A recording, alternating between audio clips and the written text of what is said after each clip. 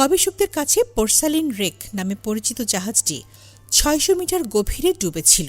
সমুদ্রের অতল থেকে উঠে এসেছে ইতিহাসের এক অনন্য সাক্ষী।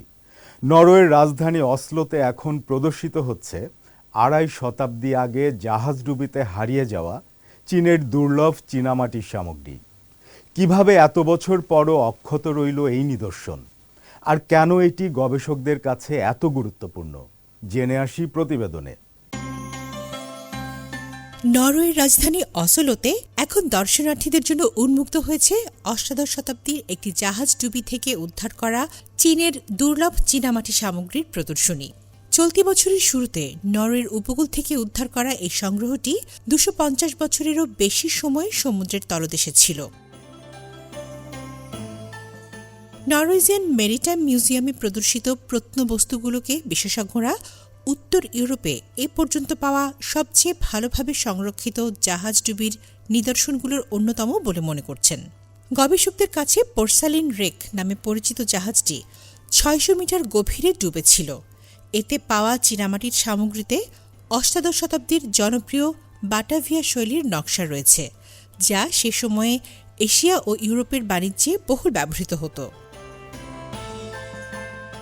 প্রত্নতাত্ত্বিকদের মতে ঠান্ডা পানি ও জাহাজ খেকো পোকার অনুপস্থিতি জাহাজ এবং এর মালামাল অক্ষত রাখতে সহায়তা করেছে। নরওয়েজিয়ান মেরিটাইম মিউজিয়ামের গবেষণা ও ঐতিহ্য ব্যবস্থাপনা পরিচালক সভেন আরেন্সো বিস্ময় প্রকাশ করেন। অনেক বস্তু, যেমন এই কাপটি, প্রায় নিখুঁতভাবে সংরক্ষিত আছে। আমরা বিশ্বাস করি যে এটি চীনের চিংতেছেনে তৈরি হতে পারে। জাহাজডুবির স্থানটি আবিষ্কার করেন পোস্ট গ্রুনের ঘড়ি ডিজাইনার এসপেন সাস্তাদ। তিনি একটি দূরনিয়ন্ত্রিত পানির নিচের অনুসন্ধান যান ব্যবহার করে জাদুঘরের সঙ্গে যৌথভাবে প্রত্নবস্তু উদ্ধার করেন। এটি আমাদের করা সবচেয়ে আশ্চর্যজনক আবিষ্কার। এটি সমুদ্রতলের একটি টাইম ক্যাপসুলের মতো, ধ্বংসাবশেষটি সম্পূর্ণ অক্ষত আছে।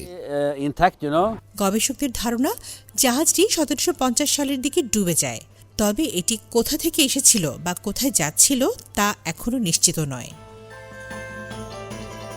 তামান্না জেনিফার, সিএমজি বাংলা।